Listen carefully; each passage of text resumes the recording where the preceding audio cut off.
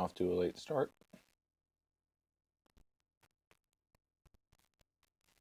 What else? What else is new?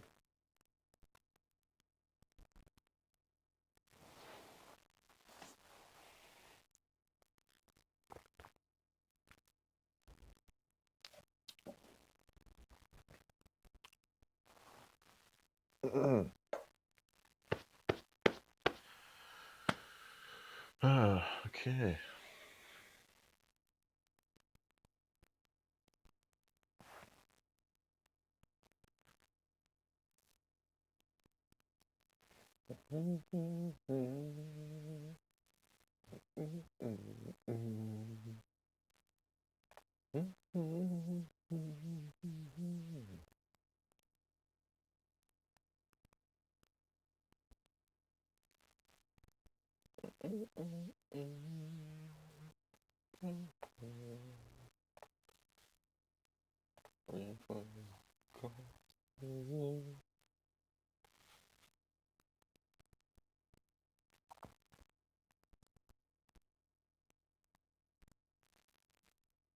Green screen's not looking too good, is it?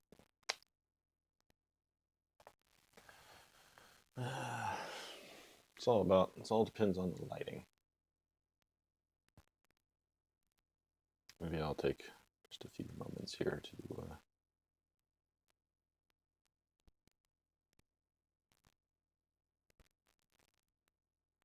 try to reconfigure the filter.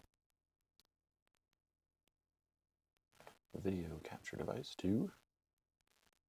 The problem is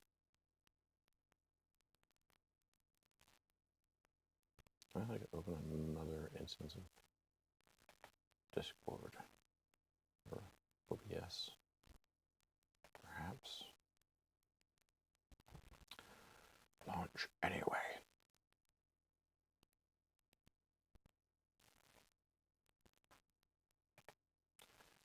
Do it.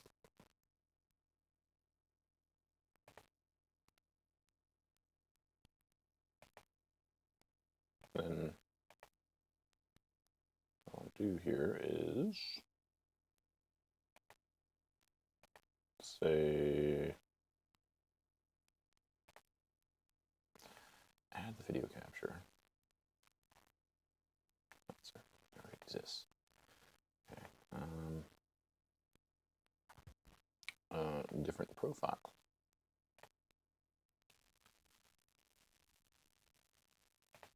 Does that work? It does not look good. Maybe it did.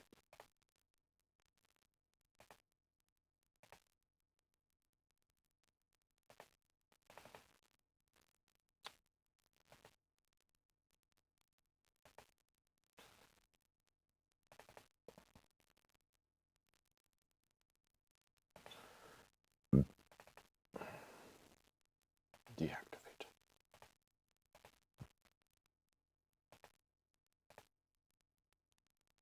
Come on, man. Stop being so difficult. I don't get it, man.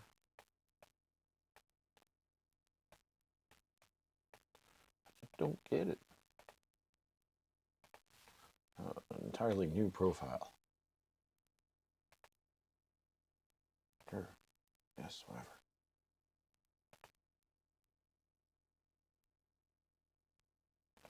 All I'm trying to do is get the color of my green screen.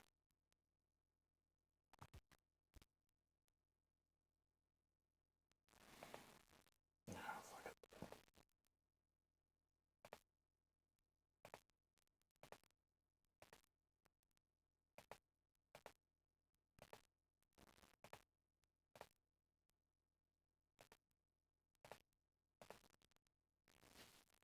So how did I do this before?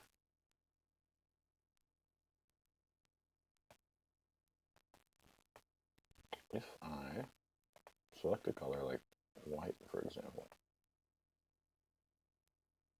or if I select a color like black, or pink, there we go. Now I can use screen color. Yeah, it's not that hard. I can just pick a color like that, for example.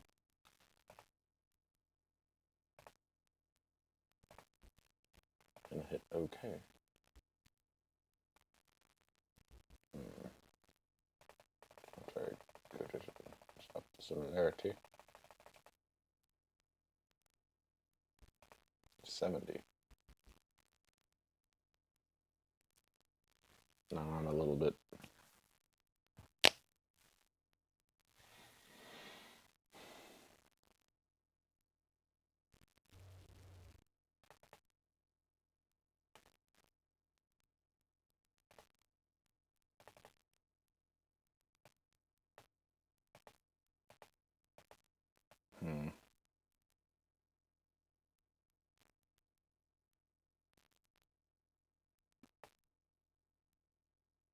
Smoothness doesn't really help much.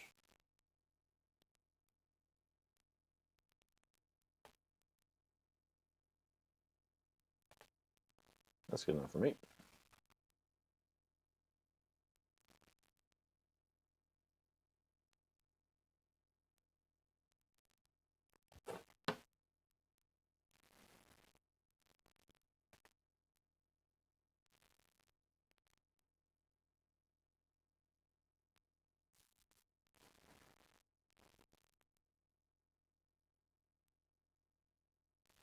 It's going to be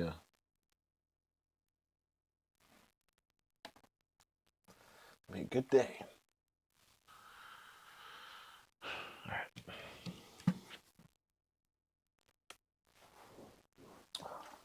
Made my coffee a little different today.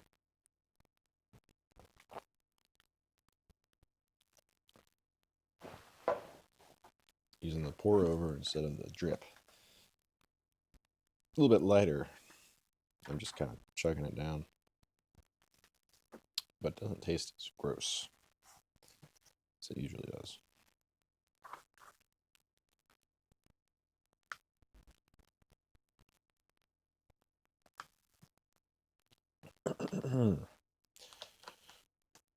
Okay. 975. Virtue and Vice. 1, 2, 4, 5, 6.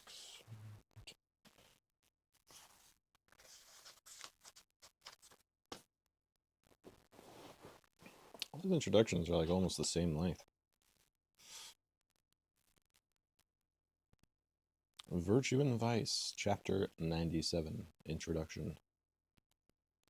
In their currently popular connotations, the words virtue and vice have extremely limited significance. Virtue tends to be identified with chastity, or at least with conformity to the prevailing standards of sexual behavior. The popular notion of vice retains a little more of the traditional meaning, insofar as it implies injury to a person's character or health as a result of strong habitual addictions.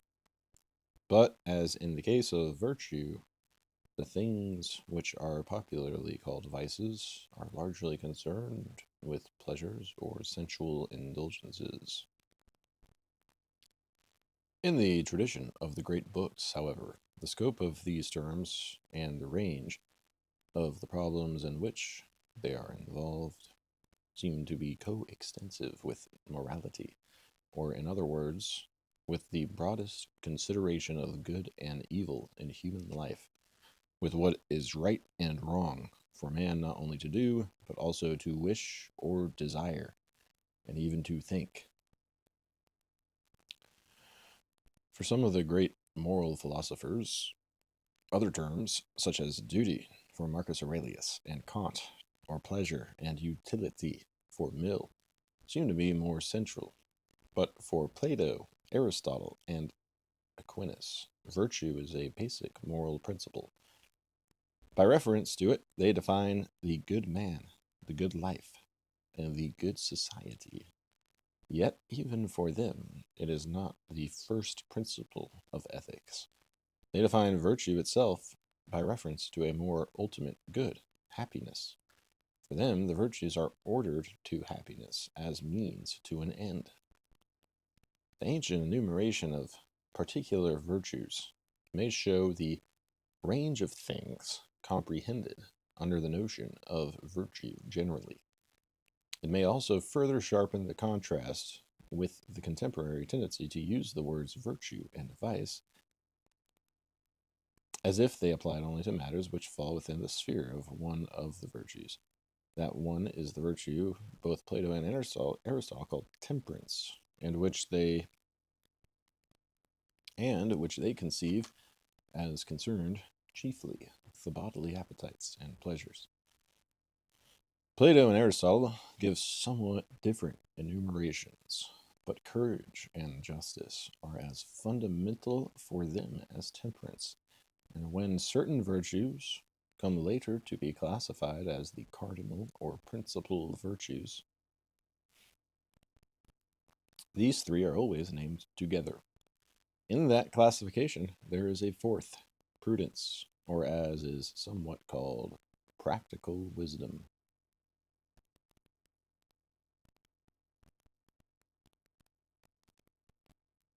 Plato's enumeration of the virtues in Republic also adds wisdom to temperance, courage, and justice. This indicates at once that the ancient conception of virtue as the quality which makes a man good extends to his mind as well as to his character, to the sphere of thinking and knowing, as well as to desire, emotion, and action. Aristotle makes this explicit by dividing all the virtues into moral and intellectual, or excellences of character and of mind. He names 5 intellectual virtues, in addition to wisdom and prudence, which he distinguishes as speculative and practical wisdom. He lists art, science, and what he calls intuitive reason, which Aquinas later calls understanding. The division of the virtues into moral and intellectual leads, in Aristotle's analysis, to the further distinction between those intellectual virtues, understanding, science, wisdom, which represent the possession of speculative insight or theoretic knowledge, and those, art and prudence, which represent skill in practical thinking or in the application of knowledge to production and action, respectively. Because it is concerned with action or moral conduct, the virtue of prudence is more closely associated with the moral virtues of justice, courage, and temperance. The grouping together by Aquinas of these 4 as the cardinal virtues carries the implication that the remaining 4, i.e., art and the 3 virtues of the speculative reason, play a secondary role. The implication is simply that a man may be made good as a scientist or good as an artist by the acquisition of these virtues, but he is not made good as a man by these virtues, nor do they enable him to lead a good life and achieve happiness, as do the moral virtues accompanied by prudence. In line with the principle by which he regards certain virtues as cardinal or indispensable for human rectitude and welfare, the Christian moralist goes further than the moral philosopher in developing the theory of virtue, considering man's limitations and his fallen nature. He holds that more than all the natural virtues, i.e., the virtues which men can attain by their own effort, it is required for salvation, for the supernatural end of eternal happiness. Faith hope, and charity, according to St. Paul, are indispensable to lift man's life to a plane and direct it to a goal which exceed his nature. These gifts of God's grace are subsequently treated by Augustine and Aquinas as virtues, supernatural, not natural virtues. Aquinas specifically calls them theological virtues to distinguish them from other supernatural endowments, such as the infused moral virtues and the gifts of the Holy Ghost. The reader may observe that of all the virtues so far named, only the 3 theological virtues are not the subject of separate chapters in this collection of great ideas. The chapters on courage, justice, temperance, prudence, wisdom may include discussions of these qualities, which do not specifically treat them as virtues. Certainly, that is true of the chapters on art and science, and the chapter on principle, wherein the virtue of intuitive reason, or the understanding of first principles, is considered.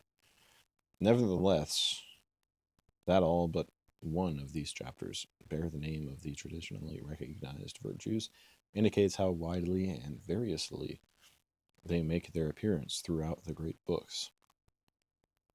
By example and comment in poetry and history, as well as by definition and analysis in the ethical and political treatises. In contrast, the theological virtues appear only in Christian, not pagan literature, and then mainly in religious rather than secular writing.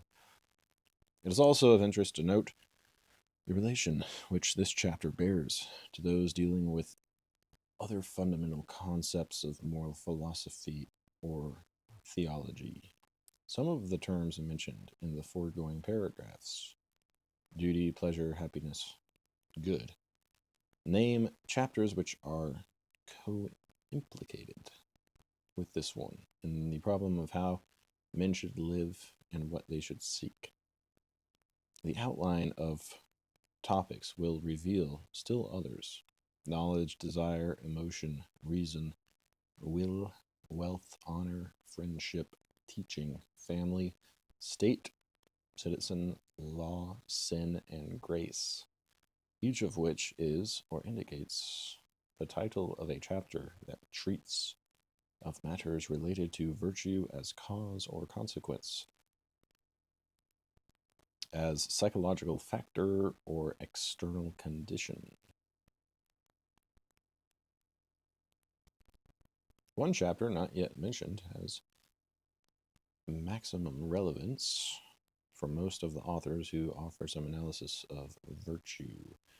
The chapter on habit treats an idea that is crucial to the definition of virtue. Aquinas, for example, allocates the discussion of virtue and vice to his treatise on habit in the Summa Theologica. He divides this treatise into questions concerning habits in general and questions concerning good and evil habits, or virtues and vices in particular.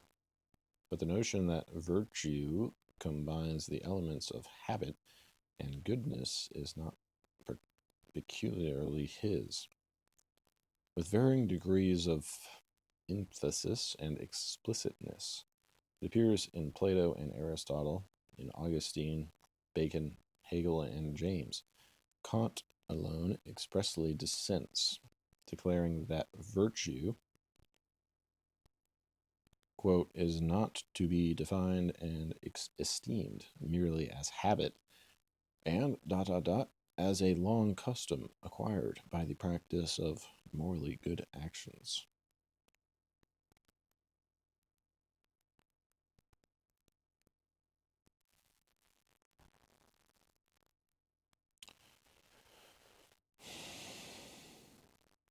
Seems more like people just have disagreements in what definitions philosophical terms should have. The discussion of virtue originates in the dialogue of Plato and the ethics of Aristotle, with a number of related questions. Meno's opening question, quote, "Can you tell me, Socrates, whether virtue is acquired by teaching or by practice, or if by neither teaching nor practice, then whether it comes to man by nature or in some other way?" Requires, in the opinion of Socrates, other questions to be faced. What virtue is, how virtue is related to knowledge, whether virtue is one or many, and if many, how the several particular virtues are related to one another. In the course of the dialogue, each of the alternatives is considered. If virtue were identical with knowledge, it could be taught and learned just as geometry is. If virtue were simply a habit, it could be acquired by practice, that is, by the repetition of similar acts.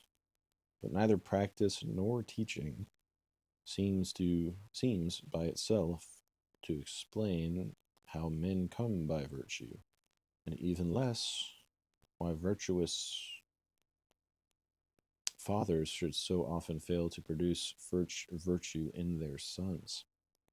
Yet Socrates does not completely dismiss these possibilities, or the possibility considered at the end that, quote, virtue comes to the virtuous by the gift of God.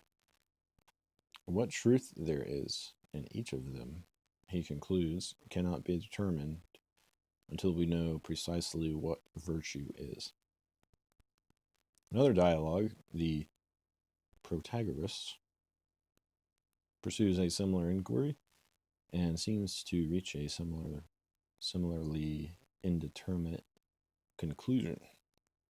The relation of virtue to knowledge here leads to the question whether virtue and temperance and courage and justice and holiness are 5 names of the same thing, to the extent that each depends on knowledge of what is good and evil. They would seem to be, if not identical,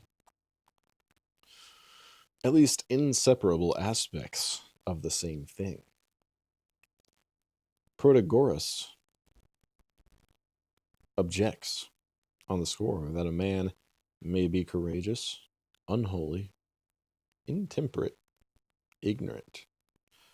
Protagoras objects on the score that a man may be courageous and at the same time utterly unrighteous, unholy, intemperate, ignorant.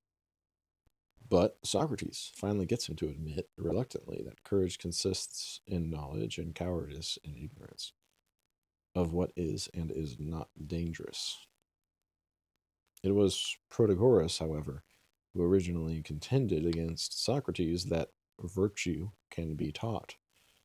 The reduction of all the virtues to some form of knowledge would therefore seem to confirm his opinion. Socrates, in winning the argument about virtue and knowledge, seems to overthrow his own view that virtue cannot be taught. The result of our discussion, Socrates says at the end, appears to me to be singular. For if the argument had a human voice, that voice would be heard laughing at us and saying, "Protagoras and Socrates, you are strange beings.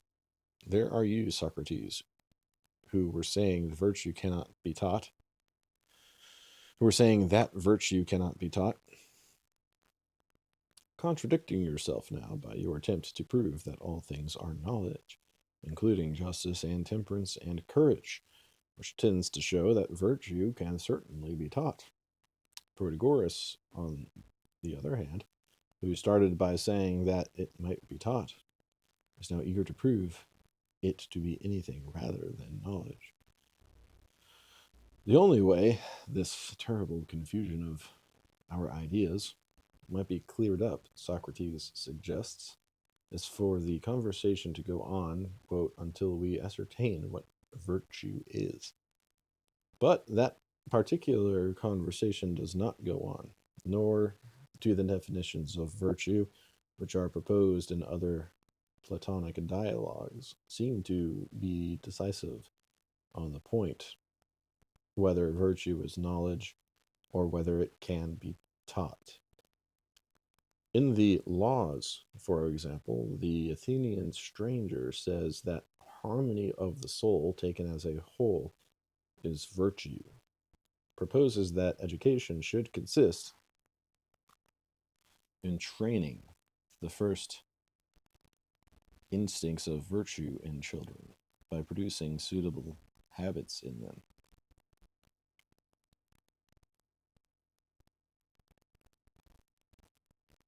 But his training does not seem to be, like ordinary teaching, the inculcation of knowledge. It is, quote, training in respect of pleasure and pain, whereby we are led to hate what we ought to hate and love what we ought to love. In the Republic, Socrates compares the harmony produced by virtue in the soul with the harmony of the parts in a healthy body. Virtue is the health and beauty and well-being of the soul, he declares, and vice the disease and weakness and deformity of the same. Though wisdom consists in the rule of the other parts of the soul by reason, the light of, quote, knowledge of what is for the interest of each of the parts and of the whole, it does not seem to be the whole of virtue, nor does Socrates suggest that men become virtuous simply by becoming wise. On the contrary, he intimates that, quote, good practices lead to virtue and evil practices to vice. And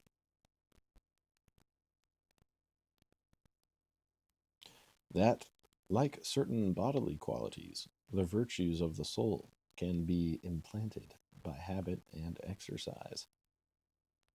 It is sometimes supposed that Aristotle differs from Plato on fundamental points in the theory of virtue. The fact that Aristotle criticizes Socrates for, quote, thinking that all the virtues are forms of practical wisdom seems to imply a basic disagreement on the relation of virtue to knowledge. But Aristotle also remarks that Socrates was right, quote, in saying they implied practical wisdom.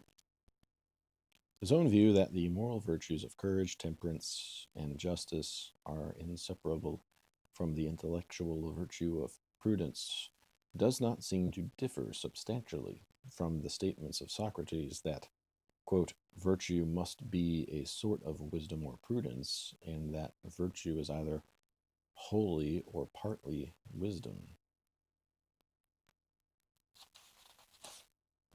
Such difference as there is appears to be not so much in what is being affirmed or denied as in the manner of statement or analysis, and beyond that, perhaps in a method of exposition which permits Aristotle to give definite answers to questions Plato's dialogues often leave unanswered.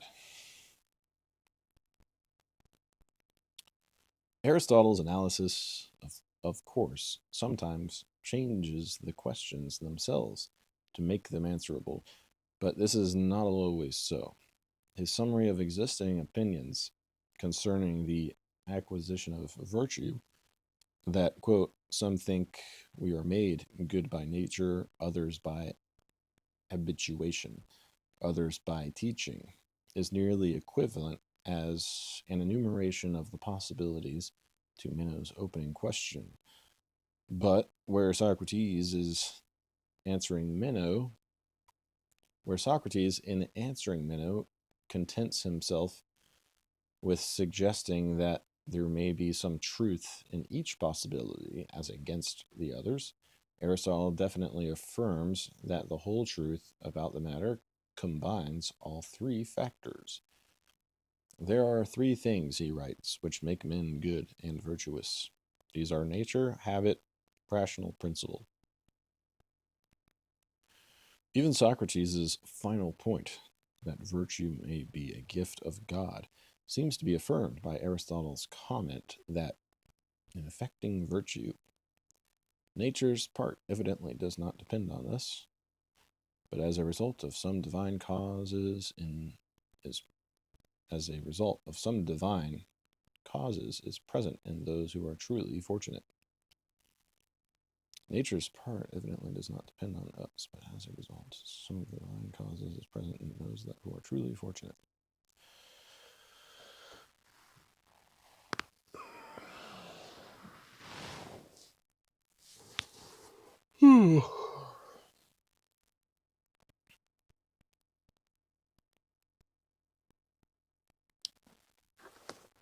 I wonder if they reference the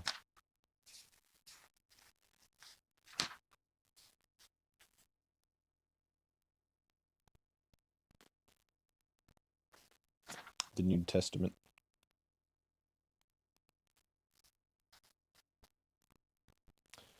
Genesis, Proverbs, Luke 23:34, John 3:17-21. The relation between knowledge and virtue.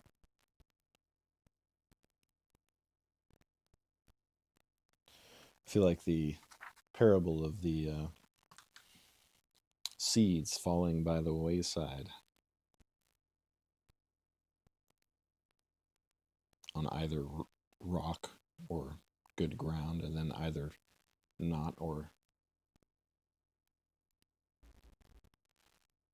either not being or being eaten up by the bird or choked up by the weeds. You could sort of equate to, what do they say? Divine causes. Nature's part. Sort of random chance.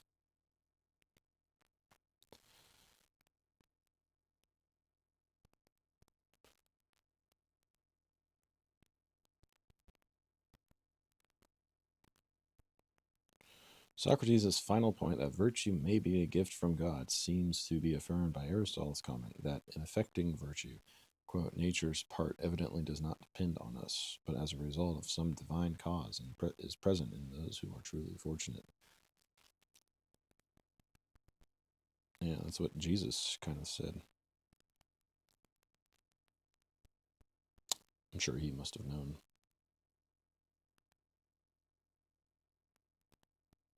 Plato and Aristotle.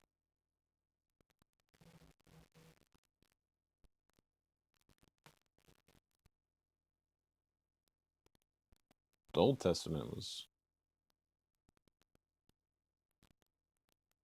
written mostly before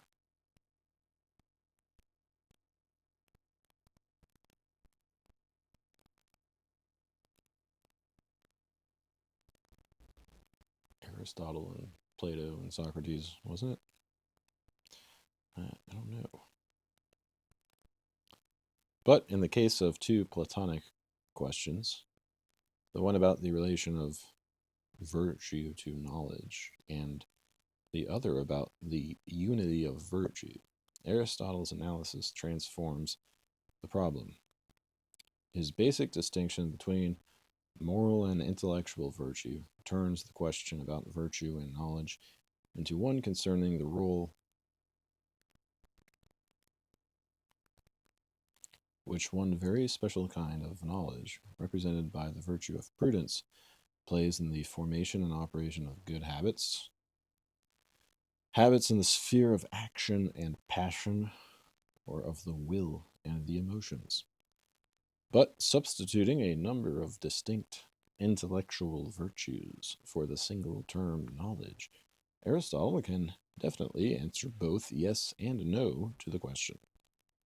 Not all the intellectual virtues, not art and science, or even speculative wisdom, are needed for courage, temperance, and justice. But if by knowledge is meant nothing more than prudence, then Aristotle affirms these moral virtues to involve knowledge of a sort.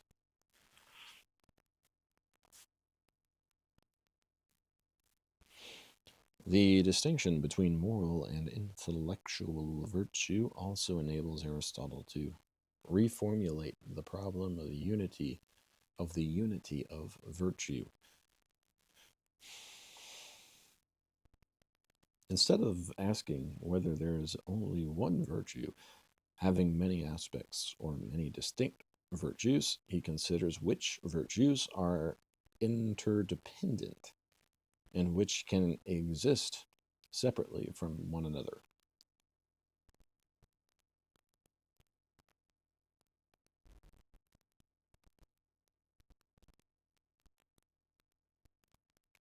Virtue has unity in the inseparability of the moral virtues from one another and from prudence. The sailor who appears to be courageous without being temperate, or the thief who appears to be prudent without being just, has only the appearance of these virtues. But though Aristotle uses the phrase, quote, perfect virtue, to signify both the integration of these virtues and the perfection of each when it is integrated with the others, he does not include all the particular virtues in the unity of virtue. Some, like art and science, can exist apart from prudence or the moral virtues, and they from it.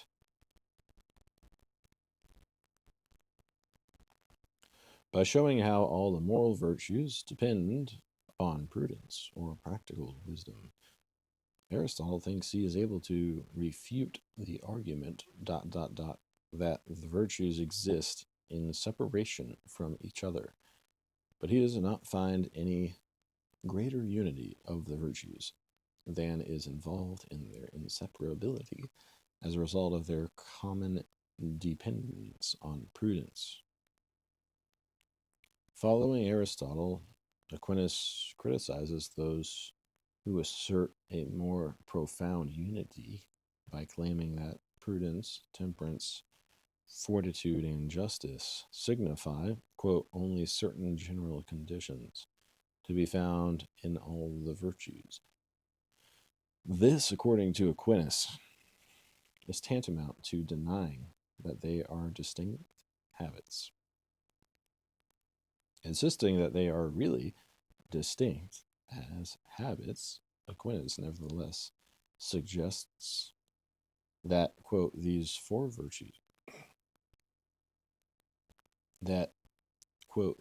virtues qualify one another by a kind of overflow. For he explains the qualities of prudence overflow into the other virtues insofar as they are directed by prudence, and each of the others overflows into the rest, for the reason that whoever can do what is more difficult can do what is less difficult.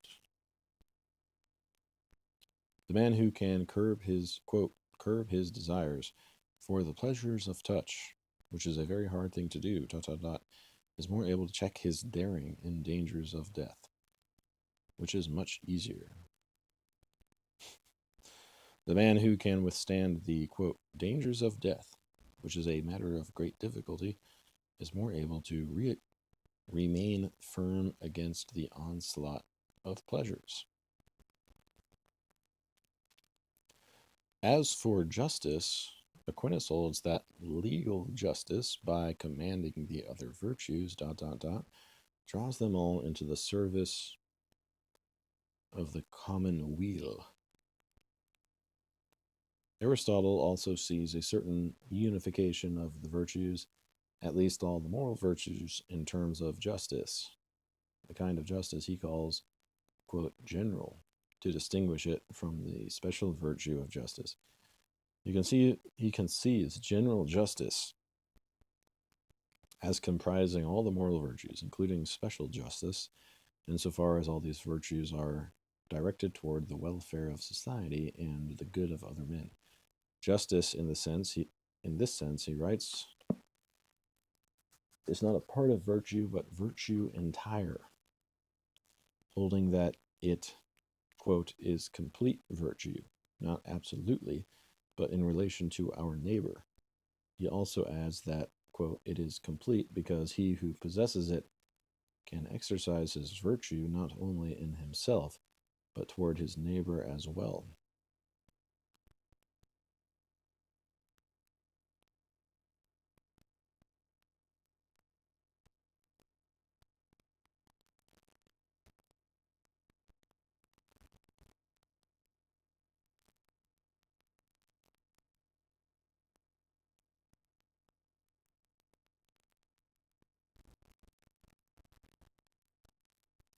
Some writers tend in the opposite direction toward a greater separation of the virtues.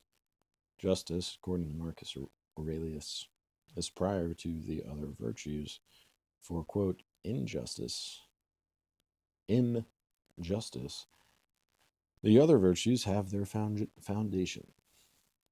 In suggesting that a man can secure, quote, a favorable and commodious interpretation of his vices by coloring them in the light of his virtues, Bacon seems to accept the conjunction of virtue with vice, which is expressed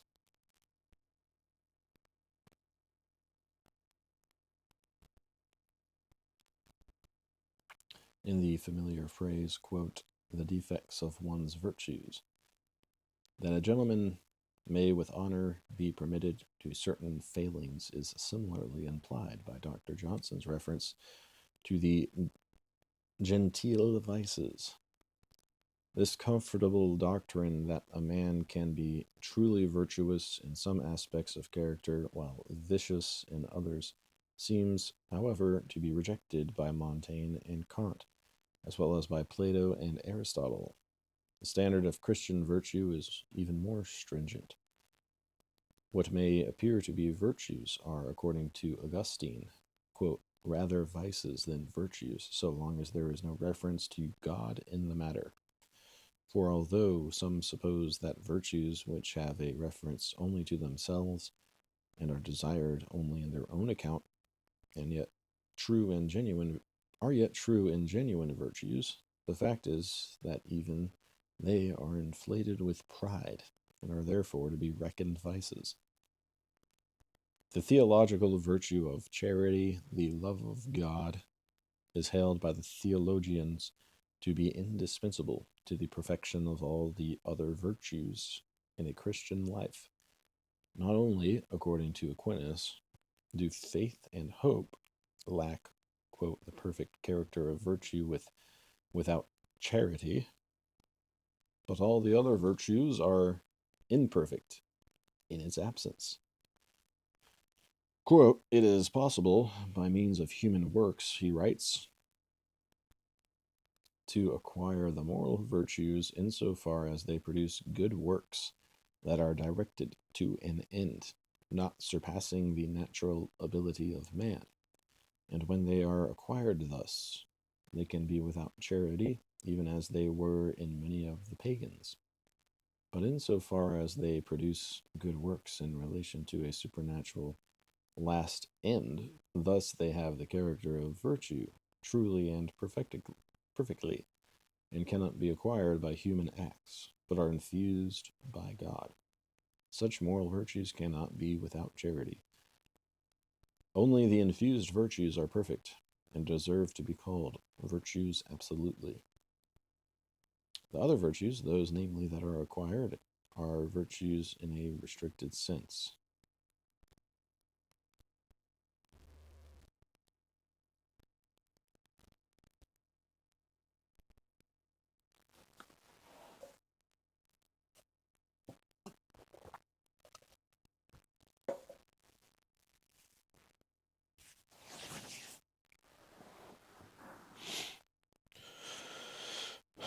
That virtue is good and vice evil seems to go undisputed in the tradition of the great books, even by Machiavelli, who bemoans the, quote, necessity of vice in a successful prince.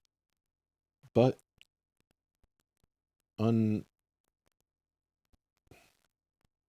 unanimity on this point does not preclude a variety of answers to the question, what is the good of virtue?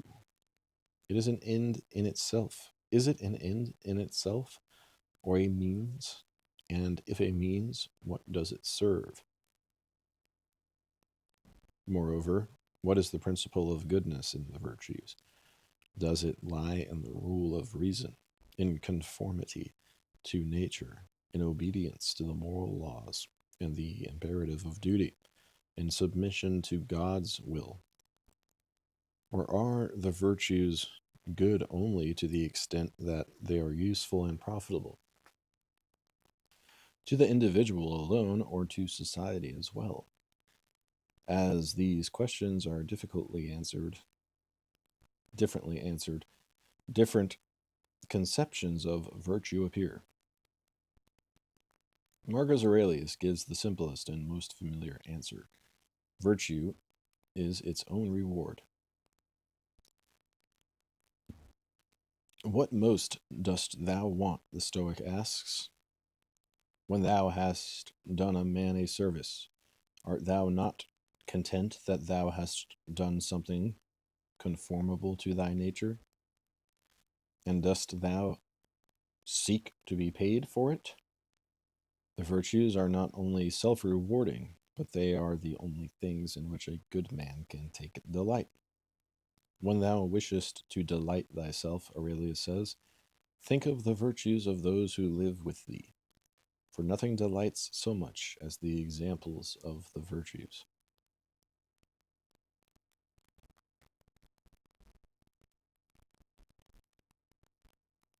Locke seems to make profit or utility the source of goodness in the virtues. God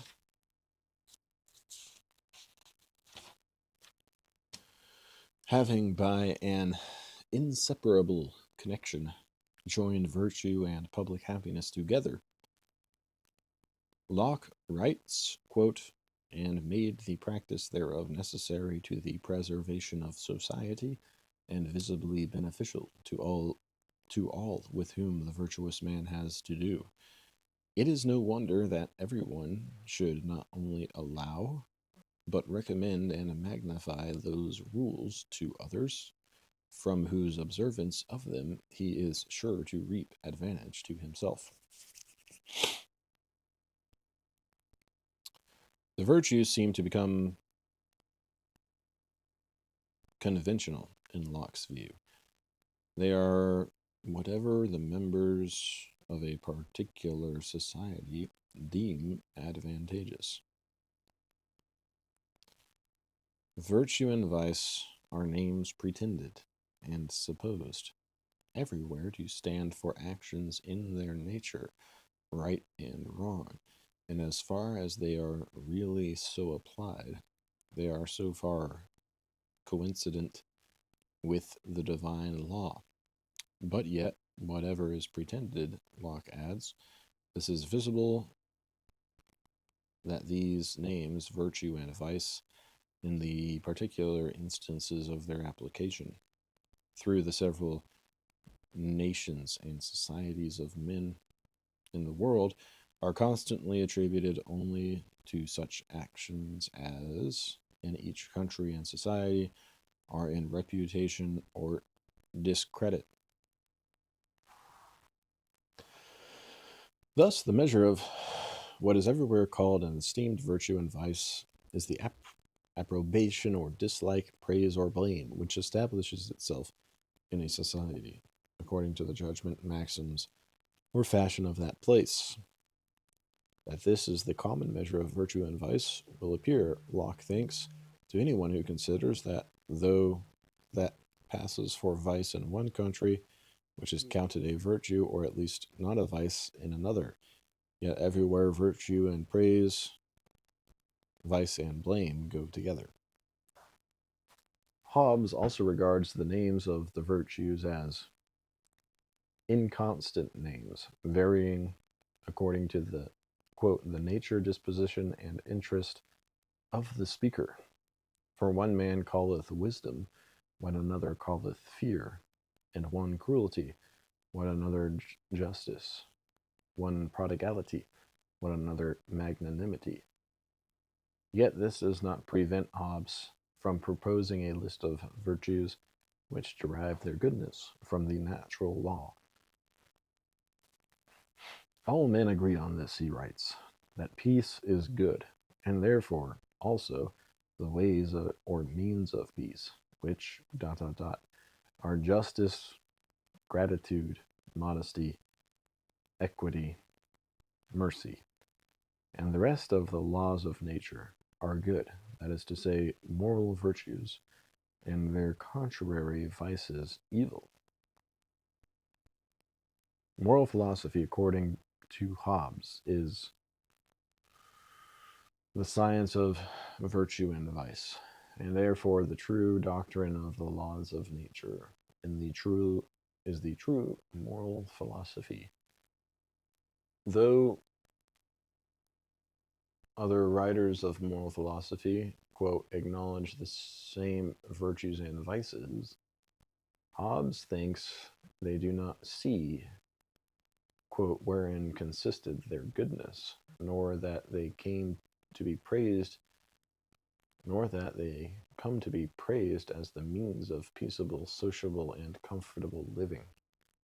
Like Kant, he criticizes Aristotle's doctrine of the mean, or as Hobbes refers to it, the notion that virtue consists in a mediocrity of the passions, as if not the cause, but the degree of daring, made fortitude, or not the cause, but the quantity of a gift, made liberality.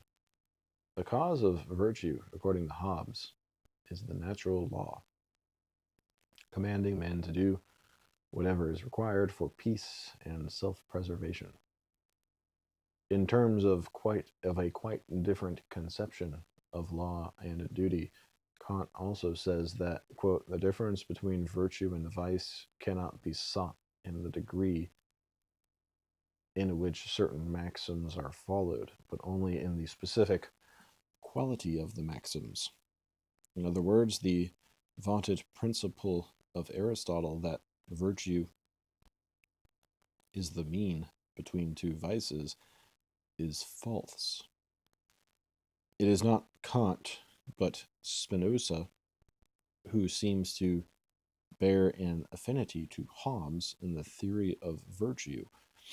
Both make self-preservation the end which determines the direction of virtuous conduct.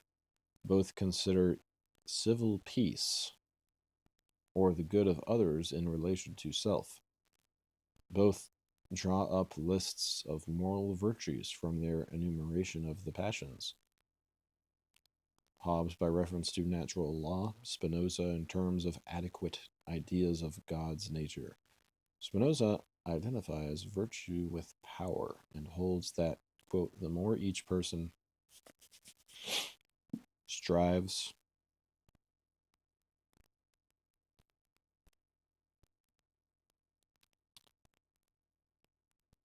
and is able to seek his own profit, that is to say, to preserve his own being, the more virtue does he possess. But though he makes, quote, the endeavor after self-preservation the primary and only foundation of virtue, he conceives self-preservation itself to have its foundation in knowledge of God. To act in conformity with virtue, Spinoza maintains, is to act according to the guidance of reason, and every effort which we make through reason is an effort to understand, and therefore the highest good of those who follow after virtue is to know God. That is to say, it is a good which is common to all men, and can be equally possessed by all insofar as they are the same nature. Indirect consequence. He declares that the good which everyone who follows after virtue seeks for himself, he will desire for other men, and his desire on their behalf will be greater in proportion as he has greater knowledge of God. All those who relate virtue to happiness do not do so in the same way.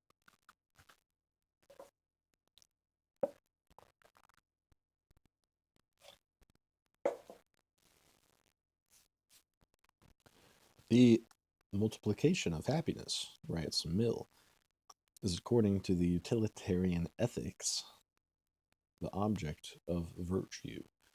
He attributes to, quote, a very imperfect state of the world's arrangements the fact that, quote, anyone can best serve the happiness of others by the absolute sacrifice of his own. Yet, so long as the world is in that imperfect state, he goes on to say, the readiness to make such a sacrifice is the highest virtue which can be found in man. But Mill repeatedly insists that only an increase of happiness justifies sacrifice, and only its contribution to happiness makes virtue good. He criticizes the Stoics for striving, quote, to raise themselves above all concern about anything but virtue, and for supposing that, quote, he who has that has everything. No claim of this description is made for the virtuous man by the utilitarian doctrine.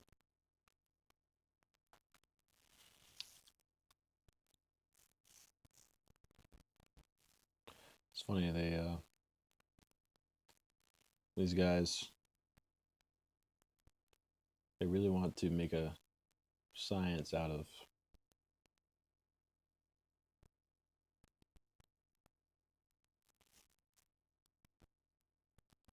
living.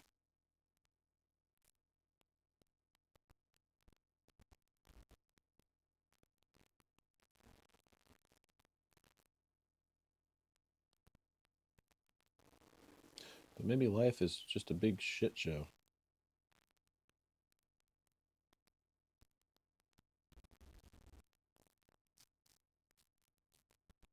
There's no way to wrap your head around it.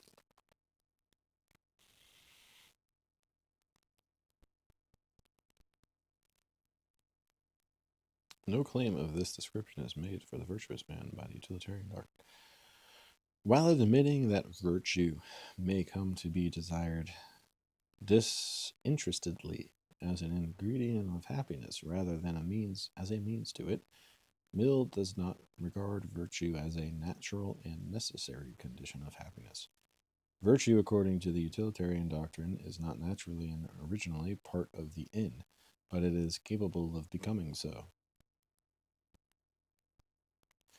If there are some who do not desire virtue, either because it gives them no pleasure or because the lack of it causes them no pain, they can be happy with it.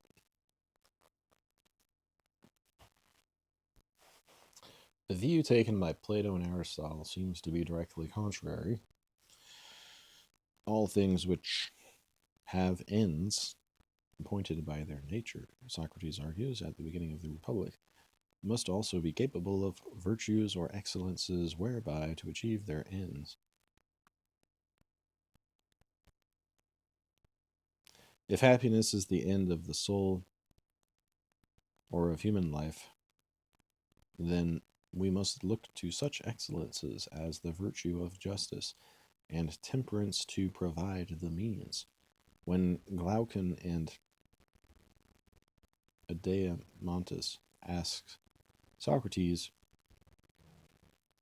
to prove that only the virtuous man can be happy, he undertakes the long analysis of the parts of the soul and the parts of the state to discover the virtues appropriate to each and to the whole. When the virtues are defined, Glaucon admits that the question he originally asked has now become ridiculous.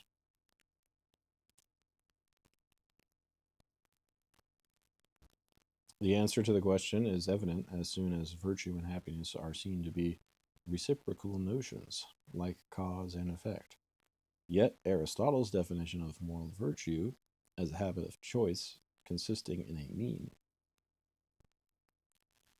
a mean relative to ourselves, determined by reason or as the prudent man would determine it, does not immediately explain why happiness is defined as, quote, the realization and perfect exercise of virtue. The connection between virtue as means and happiness as end becomes apparent only in terms of the conception that happiness is the ultimate end because it includes all good things and leaves nothing to be desired. As an object of desire, as something worth having in itself, virtue is only one type of good. It does not constitute happiness. Happiness, according to Aristotle, includes as well such bodily and external goods as health and pleasure, friendship and wealth. But unlike these other goods, the virtues alone are capable of producing happiness, because in Aristotle's view, they are the causes of our thinking and acting well with respect to all other goods. We do not acquire or preserve virtue by the help of external goods, Aristotle says, but external goods by the help of virtue. This applies to health and pleasures, no less than to wealth and friends. Because the moral virtues, together with prudence, direct our desires, determine our choices, and govern our actions in accordance with reason's discrimination between real and apparent goods, the exercise of these habits results in happiness or living well. But since external goods are goods of fortune and not entirely within our control, Aristotle finds it necessary to qualify the definition of happiness.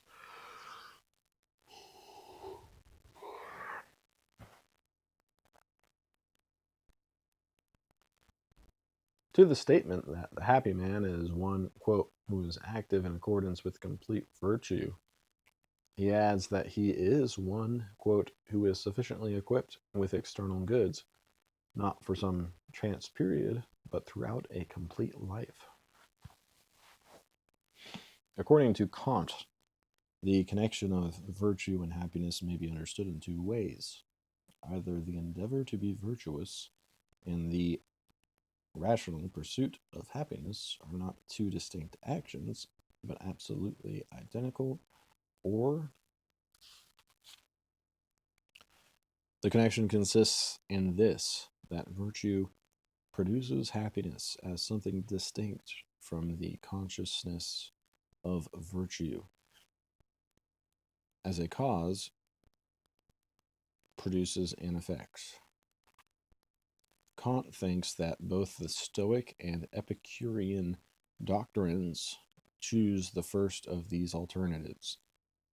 They differ from each other, in his opinion, only in the way they conceive the identity of virtue and happiness. The Epicurean must be talking about Epictetus. Epicurean notion of virtue, he writes, was already involved in the maxim to promote one's own happiness. According to the Stoics, on the other hand, the feeling of happiness was already contained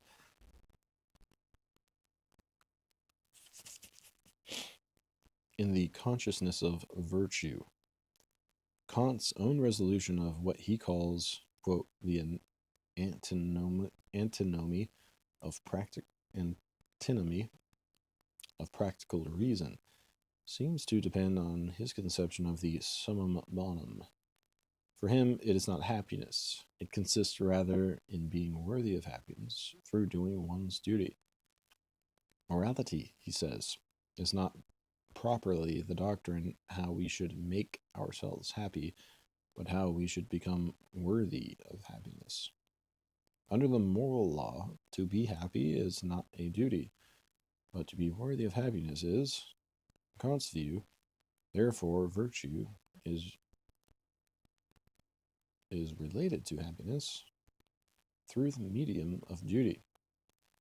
Virtue, he declares, is a coincidence of the rational will, with every duty firmly settled in the character.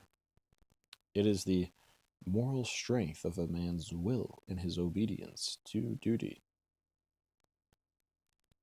But in tradition to being the will's strength in overcoming obstacles, natural inclinations which may come into conflict with the moral purpose. The natural inclinations which may come into conflict with the moral purpose, virtue, or rather the imperative, which commands the duty of virtue, includes, quote, besides the notion of constraint, that of an end.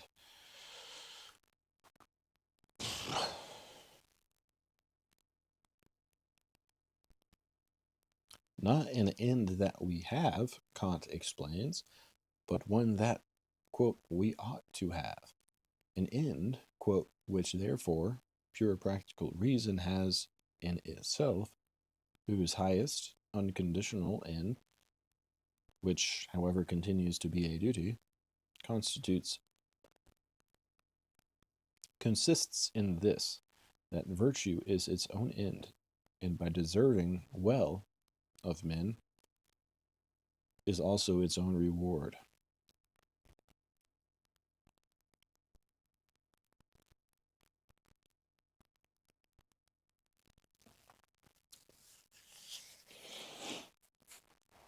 Seems like these guys are just trying to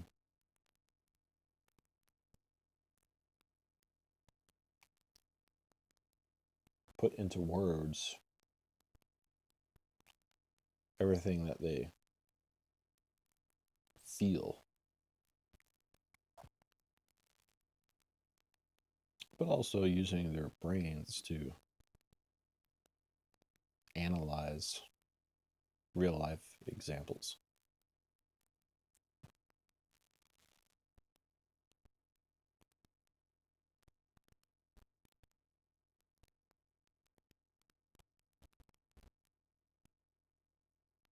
Seem to assume there's some source of truth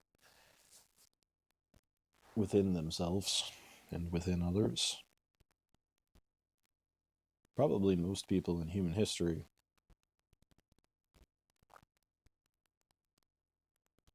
didn't have the minds to define everything that they perceived in their hearts, but they rather just acted on it.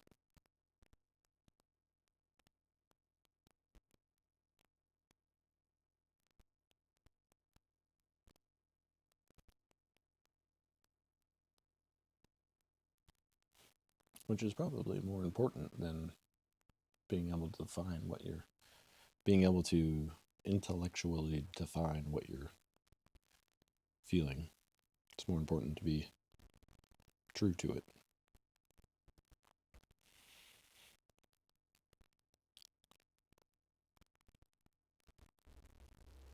Whatever that means. What do you think about that, Mortimer?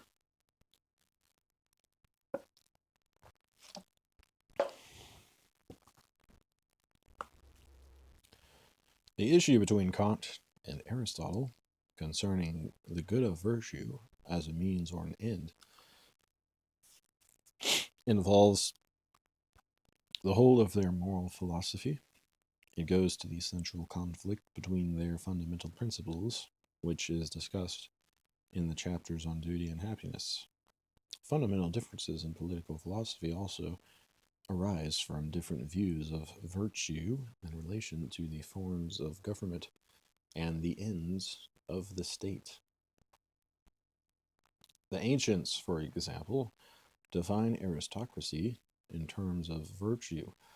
The point is not only that aristocracy is a form of government in which the few who are the most virtuous rule, it is also that form of government, the principle of which is virtue, as liberty is the principle of democracy and wealth of oligarchy. Montesquieu makes virtue the principle in republican government, in contrast to honor as the principle in monarchies and fear in despotism. What I distinguish by the name of virtue in a republic, he explains, is the love of one's country, that is, the love of equality. It is not a moral nor a Christian, but a political virtue. And it is the spring which sets republican government in motion, as honor is the spring which gives motion to monarchy. Since for Montesquieu, both democracy and aristocracy are forms of republican government, the former rests on virtue as much as the latter. Agreeing that the conditions Montesquieu sets for republican government could not exist without virtue, Rousseau criticizes him for failing to see that, quote, the sovereign authority being everywhere the same principle should be found in every well-constituted state, in a greater or less degree. It is true, according to the form of government. So for Mill, virtue defines the aim of good government itself, without respect to particular forms. The most important point of excellence which any form of government can possess, he writes, is to promote the virtue and intelligence of the people themselves. The virtues which a government promotes, however, may be those of the good citizen rather than the good man. This distinction between civic and moral virtue occupies the ancients, related as it is to the problem of the virtuous man living in a bad society, a problem which Socrates actually faces, as well as discusses in the Apology and the Crito. The virtue of the citizen, Aristotle writes,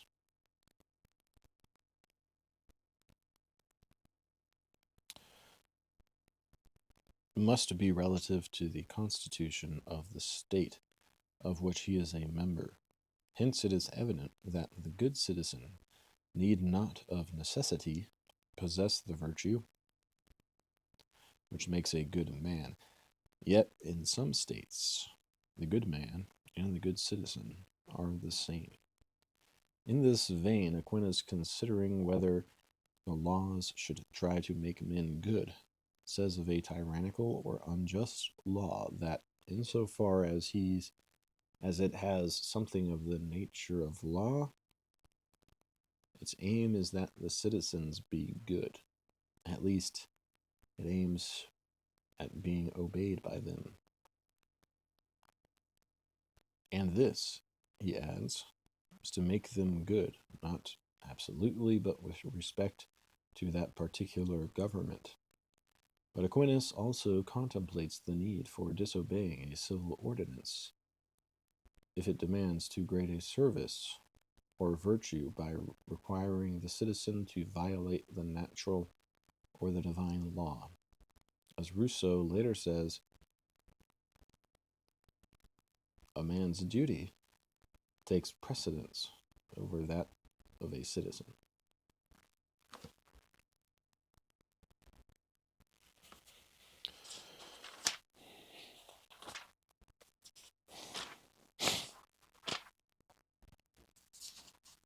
I wonder if I have the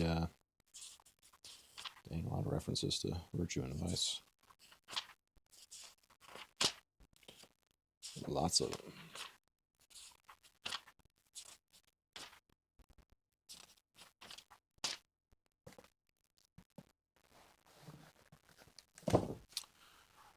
wonder if I have the apology anywhere.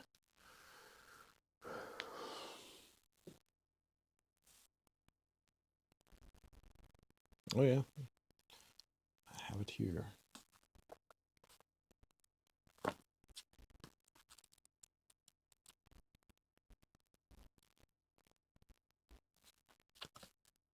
The Defense of Socrates, page 502. Trial of Socrates took place in 399 BC, and he was 70 years old. Miletos, Anytos, and Lyson. Anytos is one of the characters in the Meno, accused him of impiety and of corrupting the young men. The court which tried Socrates was composed of 501 citizens, and was a subdivision of the larger court of 6,000 citizens, chosen by lot, which dealt with such cases. There were no judge. 6,000 person court. There were no judge and jury in the modern sense. The decision of the court was that of majority vote. When the court had pronounced Socrates guilty, the law required him to propose his own penalty as an alternative to the death penalty proposed by Miletos. No penalty was prescribed by law for his offense. The court then had to choose by a second vote between the proposals of the accuser and the accused. From the mention on page 522, it appears that Plato himself was present at the trial.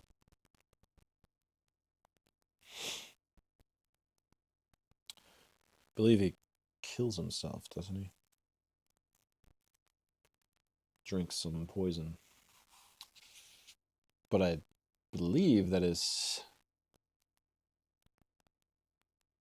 punishment was exile from Athens. But he just ended up committing suicide.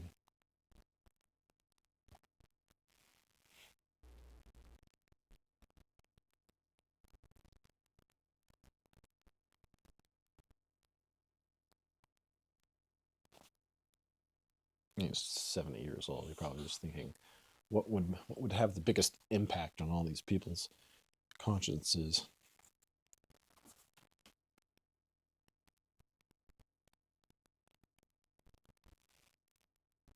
Plato is philosophy, and philosophy Plato. Emerson.